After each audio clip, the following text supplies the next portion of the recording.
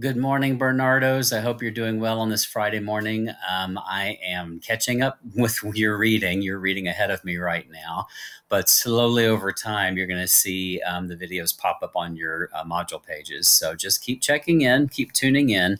What I wanted to do this morning, though, was kind of guide you through the process for our second practice run of the timed writing for this AP exam. I've been working on refining the process a little bit, so I hope that you'll be happier with it, and I'm going to show you what I need you to do. This is the assignment here, so I'm going to click on it and walk you through it. Basically, formatting has been my nemesis, so I apologize for this really obnoxious kind of stuff, but ultimately, when you're ready to do your practice exam run through, I just want to kind of walk you through the directions here. For this second time practice run, you're only expected to mark the text, block out responses for the prompts, and you do that where it's appropriate, okay? So for Q1, we're going to both mark the text and then block out a response that we can use to plan what we would, most likely say. For Q2, we don't need to block out anything. We're basically just going to mark the text and let that be it, okay? All three versions of the prompts for each question will be reviewed in our next practice session so that you get the benefit of reviewing content from all three. I randomized some prompts that I've written for you guys just to kind of simulate what I think might happen on AP exam day. I mean, of all years, I think that this would be the year for them to come up with alternate forms that are all being administered at the same time, because it's very simple and easy to write a question. Now, reading those responses might be more challenging, but I think if they're trying to provide testing security, you might see that your neighbors have different forms than you. So I'm trying to replicate that. Now, I'm going to predicate what I've just said on the fact that this is Mr. J's best guess. I really, without any additional guidance, am only giving you what I think is going to happen. It may look a little different or feel a little different. That's why I'm excited that College Board is going to give us a trial run next time. So a trial run actually next week. So I think that will be helpful. It says print the first page of the Q1 prompt analysis worksheet to complete for practice, or use the Google Slides and images included to complete digitally.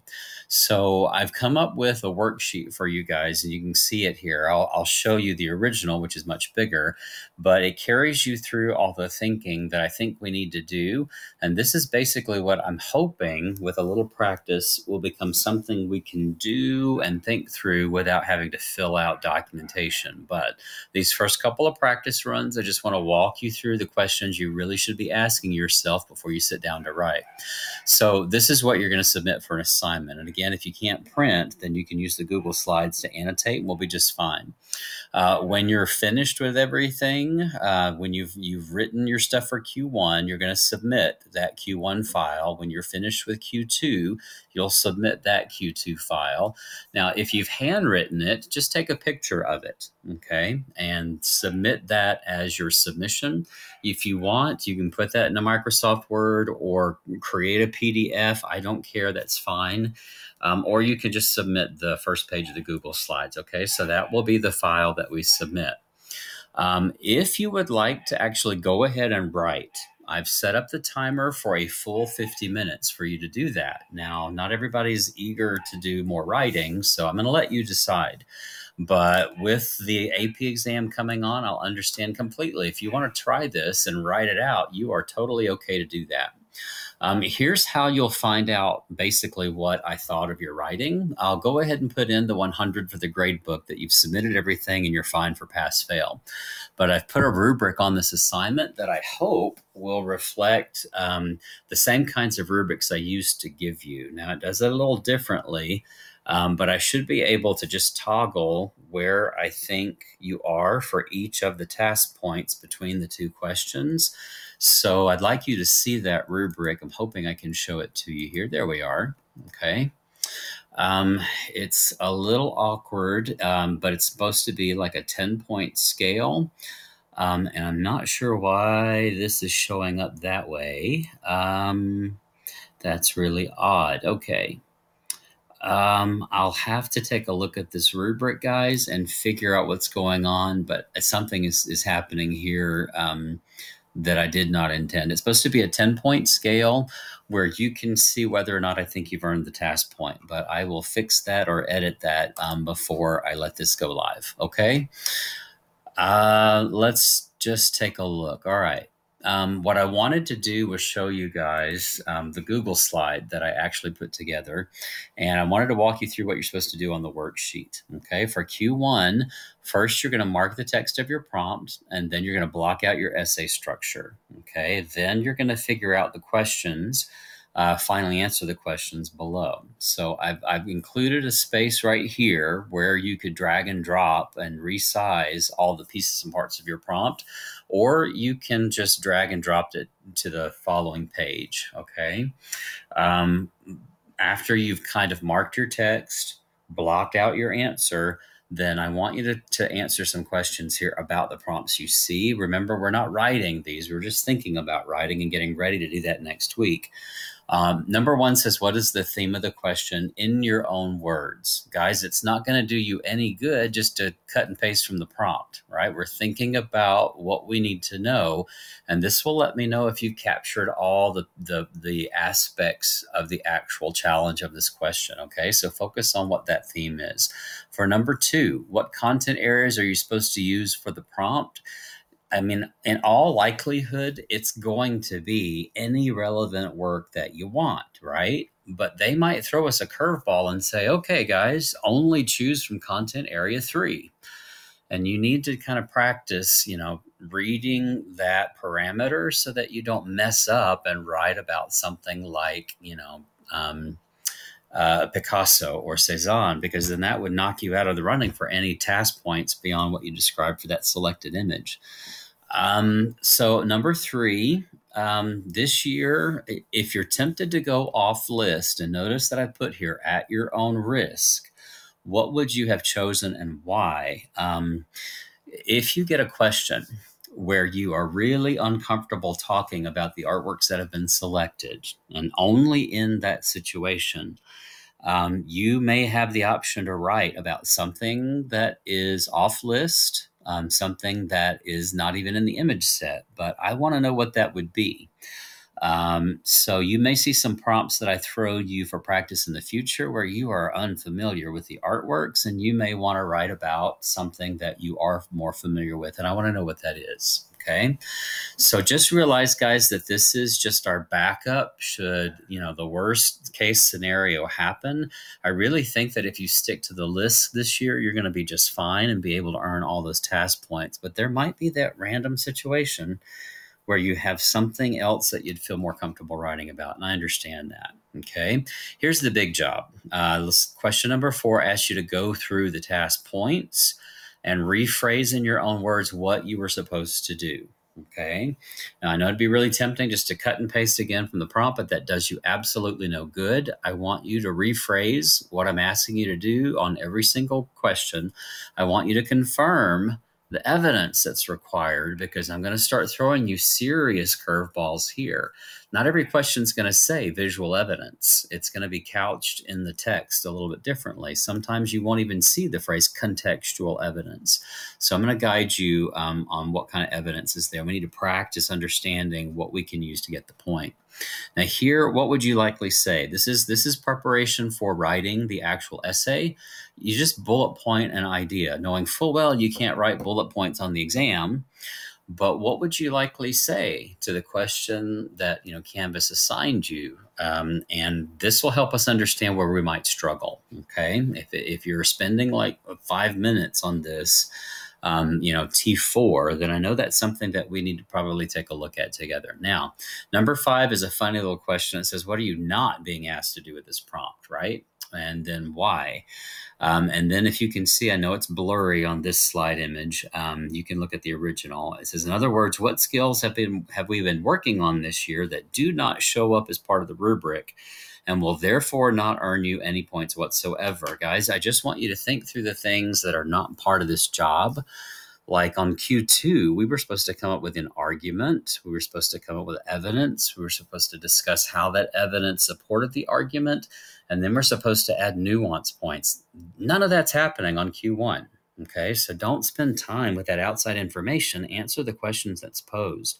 You're not going to have an attribution. This is compare and contrast. You're not going to have continuity and change on this first question. That'll be on Q2.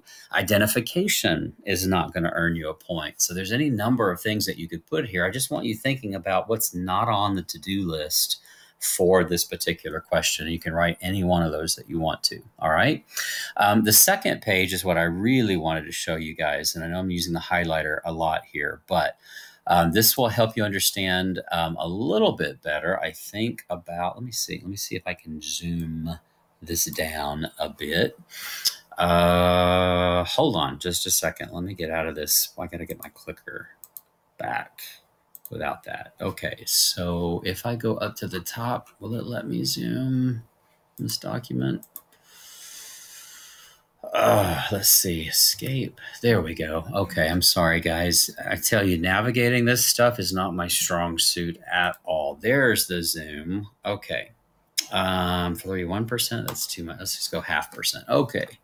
So now, technology. Here we go. All right, I think we can see the page better. Guys, I left you a theme box here. You can drag that and drop that into your position. It's basically reminding you that you need to know what's in that bracket information, because that's going to guide every aspect or task point that we have. Right up here, you can see your description boxes where I'm reminding you with the magic of 3. You got to be able to describe this thing well enough with a picture or without a picture to convince the AP reader that you know your stuff. Copying phrases from Khan Academy is not going to cut it. Every bit of this has to be in your own words. And I think this is the year to really focus on that. T3, T4, T5, these are labels that you can put on any of the diagrams that are down here. This would be a situation where you're asked to explain a similarity between two works. This is where you'd be explaining a difference, right? I mean, diagrams help us understand how to flow this together. Here's the diagram you need if you've got that situation where they say describe a similarity or a difference, right? Because the arrows go either way. I have the last couple of points here. Sometimes they emphasize that you have to use evidence from both works, and they tie that to an idea. So this would be the diagram you need for explain a difference, blah, blah, blah, blah, blah. And then there's a sentence that says, use evidence from both works to support your answer. That's what this diagram is. So think of that as the triangle at the bottom of our to-do list that basically makes 3 points out of one idea rather than just the one. Here would be explain a similarity or a difference. Use evidence from both artworks in your response. And then this would be the one that focuses on difference. This little collection right here, you might have a side-by-side task where you're not really talking about the two works together. You might just have to use evidence from the works to discuss a similarity or difference. It's a different configuration that we're most not likely to see. But if you're looking at the very first question that we saw from the first exam on this new CED, then that graph might be helpful, okay? What I really want to focus on up here, and I'm going to have to bear with me. I'm going to get rid of my highlighter. I want to zoom up a little bit more. These words, okay? There's any number of ways that you're going to see them prompt you for what they want, but let me explain these annotations here, okay? I got brackets here for you to drag and drop. I've got underlines if you want to emphasize something specifically, like a specific content area that you can draw from. There's a dashed line that you can drag and drop. To circle your verbs, you have a circle and you have a square for boxing connectors and important words. Those are all transparent, so you'll still be able to see the prompts underneath. These words, here we go. All right, so I tried to think of every scenario where you might have visual evidence or contextual evidence, and I tried to group together the two kinds of prompts for that. For visual evidence, guys, they could be specific. They could say with content, discuss the content, or discuss the subject matter, SM. They could say visual evidence and then let you decide if it's going to be content or if it's going to be form, right? Visual properties. They might say a little further down here with a specific kind of subject matter, right? The very first prompt that we looked at really wanted to look at symbolism or iconography. And that would be specific kinds of subject matter where you're kind of limited and the different details you might include for evidence. They might even say with form, or what are the formal properties that specifically accomplish that task. So all of this right here, that's visual evidence in all the ways that I could think of that it might show up in a question. This is contextual, okay? Now, you may have a question that doesn't say with contextual evidence. It might just ask you the question, why or how? And those questions are really dealing with function and context. So I guess I should have added those words in, but you see, we're really talking about things that are outside the work. This would be stuff that's visible inside the work, right? Content and subject matter is the what that we're looking at. The details, like if you have, the palette of Narmer, it could be the crown that he's wearing or the mace that he's using to kill a sacrificial victim. It's the what stuff that we look at. The form would be how he stands, right? In, say, a composite stance, the upper body in frontal, the lower body in profile. So that would really be describing how the composition looks to you. And that's where those elements of art and principles of design are going to be really helpful. When you shift over to function and context, though, these are the things that you're most likely to see. So I want you to really look for those words or look for those sentiments when they pop up in the questions, okay? I tried to give you as much as possible here so you are not having to create a whole bunch of stuff. You can just read the prompt and drag and drop this stuff in. And then if resizing is not your favorite thing to do, there's a blank page that you can also submit, all right? If you use the Google Slides doc, then I would just submit the whole document. And I didn't put any restrictions on your file submission, so it should go okay, all right? So I'm not going to reveal the prompts for today. I'm going to let you guys go through this process and just kind of run through what you think you would do in this situation. Remember, you're not having to write anything today. So I hope that will be sufficient information, okay? Just remember, print your worksheet first. Then if you want to print your prompt, you certainly can. The file submission, I know this is awkward, but you get one file submission for each question, and you can't go back to Q1 after if you proceed to Q2. This is the best that I can do, guys, in providing you a way to simulate what you'll see on AP exam day, even though I know it may look a little different. We basically have to work with what we've got, okay? So over the weekend, I'm going to be writing like a lot of different prompts. I'm going to be putting them in this format for you.